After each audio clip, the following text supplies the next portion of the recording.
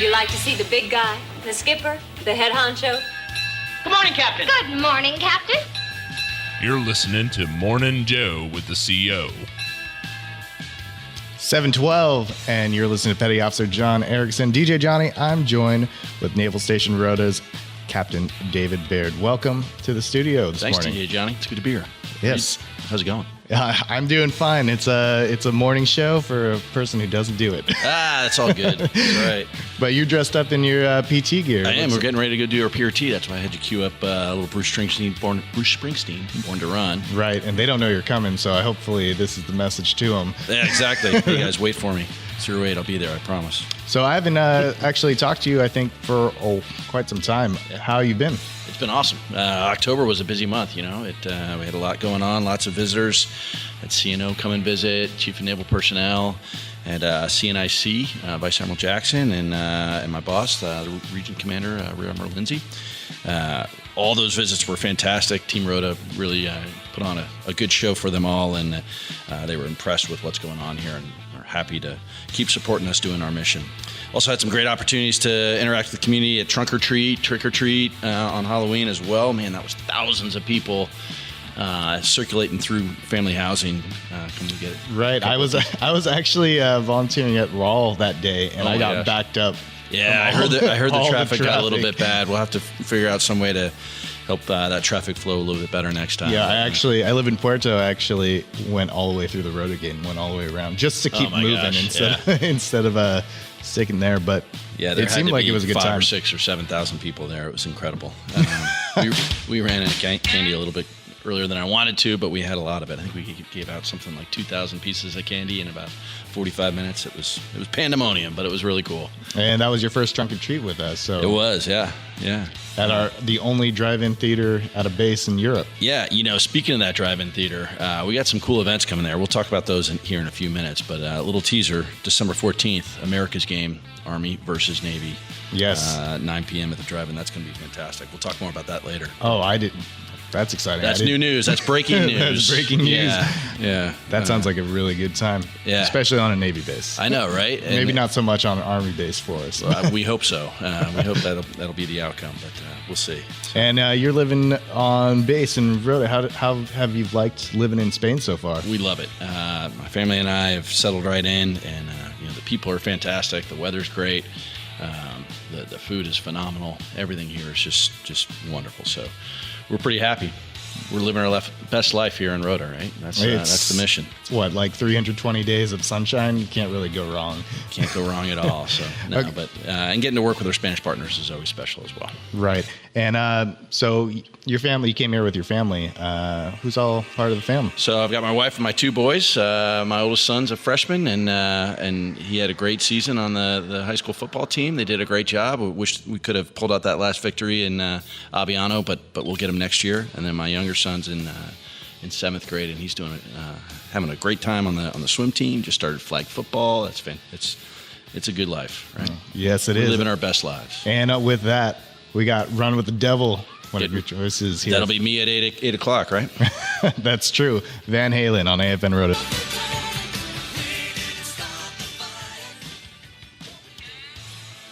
.722, and that was Billy Joel with We Didn't Start the Fire from 1989. You're listening to Petty Officer John Erickson. DJ Johnny, I'm joined in studio with Captain David Baird.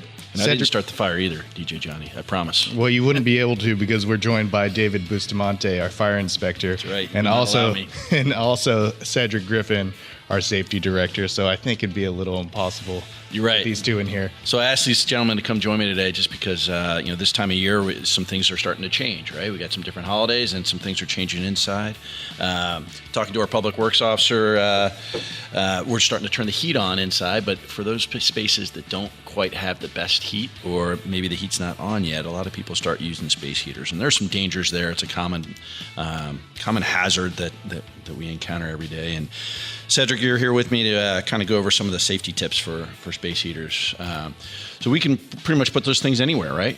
Yes, sir. We can't put them anywhere, but the biggest concern is that we make sure that we put them inside. We plug them into the wall outlet. Okay, not using any extension cords or using any surge protectors.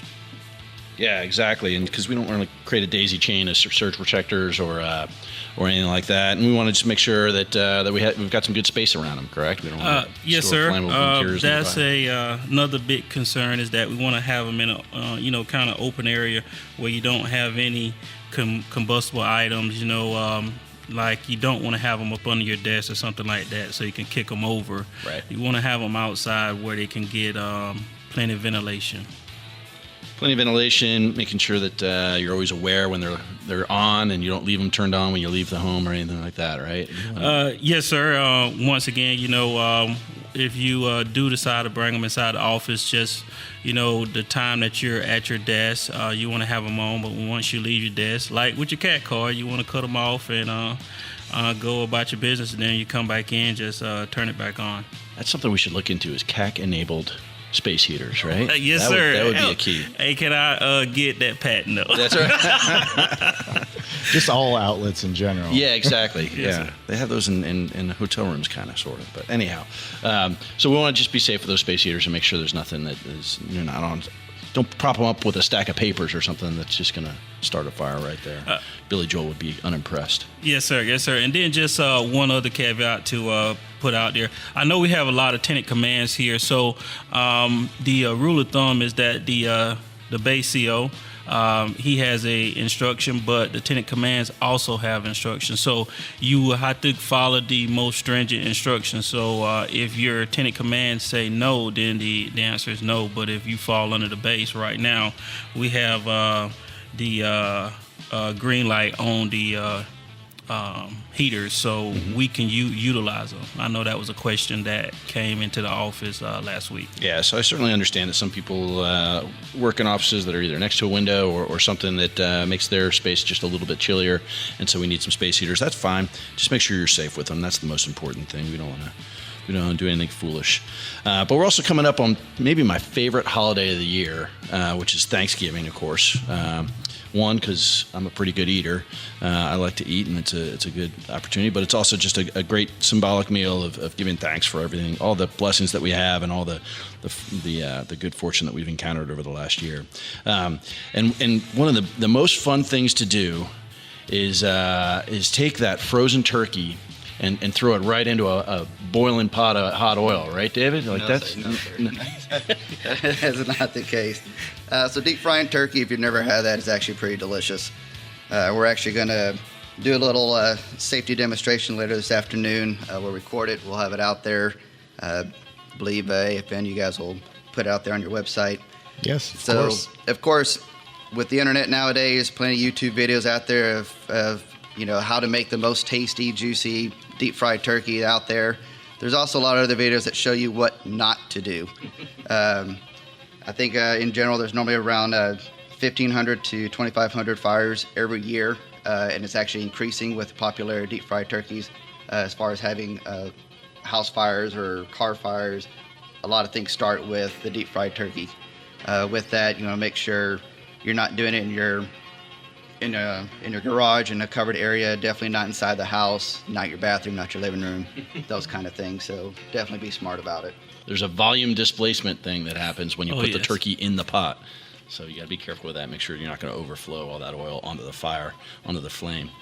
So I was just kidding, of course. We got to be real careful when we're deep frying turkeys. It is delicious. If you've never had one, talk to someone who knows how to do it before you try it, and then enjoy it. But the holiday season's important, or it's not only is it important, but it's my favorite time of year, Thanksgiving. So we should give thanks, and we don't want to ruin that meal with a crazy fire or anything like that. So what's your favorite meal? Favorite meal or favorite portion of the meal? Portion of the meal, I guess. It's got to be the stuffing, right?